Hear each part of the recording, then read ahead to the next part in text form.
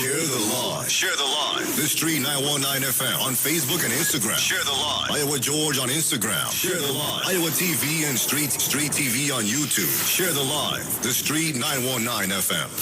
Broadcasting from Trinidad to the world. The Street 919FM.com. News from the street, 919FM.com. Here's what's happening.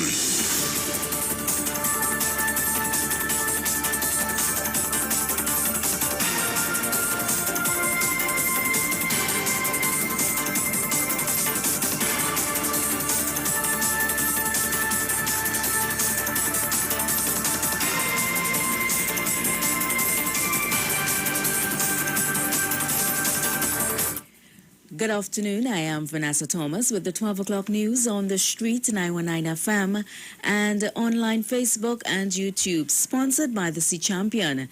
In the headlines, the Ministry of Health awaits clinical data on whether some of the country's COVID-related deaths were caused by taking the vaccine. Energy Ministry to ramp up oil and gas exploration in the coming months. Pensioners to receive pension checks in their post box by June 30th and July 1st. And internationally, South Africa's top court sentences ex-president Jacob Zuma. And now the news in detail. Epidemiologist Dr. Iwer Tv says the Health Ministry is awaiting clinical data to verify whether some of the COVID-related deaths were due to taking the vaccine. The recent fatality claims were reported by the media and stated that some of the deaths allegedly caused by the COVID-19 vaccine were people who only took the first dose. In those where it has happened, there are maybe about 4 or 5 that we have on record, and they're usually persons who would have contracted illness pretty soon after having had their vaccine, but we're still attempting to get the documentation on the vaccine itself from some of these individuals. So that's something that will be refined and clarified as that information becomes available. Dr. Iwer Tv says in those deaths, the victims became ill less than 2 weeks after receiving the first dose of the vaccine.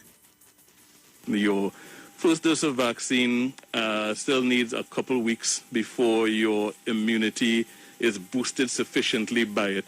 And even with that first dose of vaccine on board, the immunity is not optimized yet, which is why your second dose of vaccine is of utmost importance. Dr. Hines encourages those who already took the first dose of the vaccine to get to the second to boost their immunity. In other news, Energy Minister Stuart Young says TNT will be ramping up oil and gas exploration in the coming months. He made the announcement on Monday. Minister Young stated what the ministry will be offering. A shallow water bid round, an onshore bid round, and a deep water bid round over the next 12 months. The deep water competitive bid round is scheduled to be launched in Q3 of this year, 2021, where possibly as many as 11 deep water blocks will be available for bidding.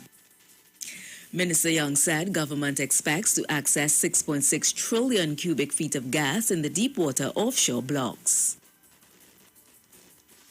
Onshore competitive bid round will follow the deep water competitive bid round.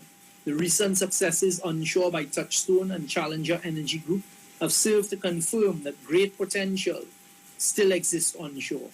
There has been significant interest in onshore acreage by both potential investors as well as current operators.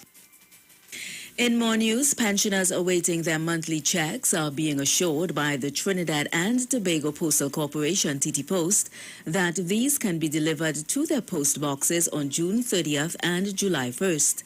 In an update, TT Post said those who usually receive mail from their local postman or postwoman will receive their checks on the said dates. TT Post said the checks will be delivered to homes with no need to line up at a TT Post delivery office. The Postal Service urged urged pensioners to stay at home and await their checks in the mail and avoid any risk of COVID-19 transmission. Meanwhile, the company said those who usually collect their mail from delivery offices should visit their respective delivery offices from June 30th to collect their checks. TT Post urged those who are coming to collect their checks to maintain physical distancing, wear face masks, and follow the instructions of security officials on site. Finally, on the international scene, South Africa's former President Jacob Zuma has been sentenced to 15 months in jail by the country's highest court. The sentence comes after the Constitutional Court found Mr. Zuma guilty of contempt for defying its order to appear at an inquiry into corruption while he was president. The sentence was delivered on Tuesday. Declared that Mr. Jacob Zuma is guilty of the crime of contempt of court for failure to comply with the order made by this court in Secretary of the Judicial Commission of Inquiry into allegations of state capture, corruption and fraud in the public sector. Mr. Zuma has been given 5 days to hand himself into police. Failing that, the security minister must order his arrest. Mr. Zuma's time in power, which ended in 2018, was dogged by allegations. And that was the 12 o'clock news on the street, 919 FM, and online Facebook and YouTube, sponsored by the Sea Champion. Recapping the headlines, the Ministry of Health awaits clinical data on whether some of the country's COVID-related deaths were caused by taking the vaccine. Energy Ministry to ramp up oil and gas exploration in the coming months.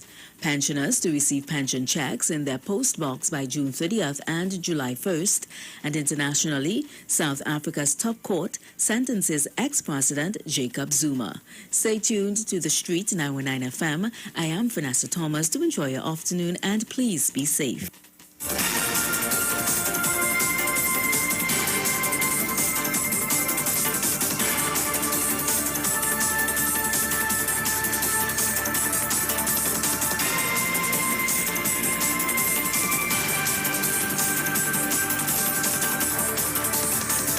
News from the street. News from the street. 919fm.com.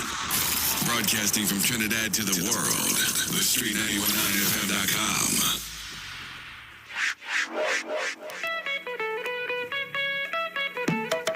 Oh na na na na na na na yeah. Oh na na na na na na yeah. Oh na na na.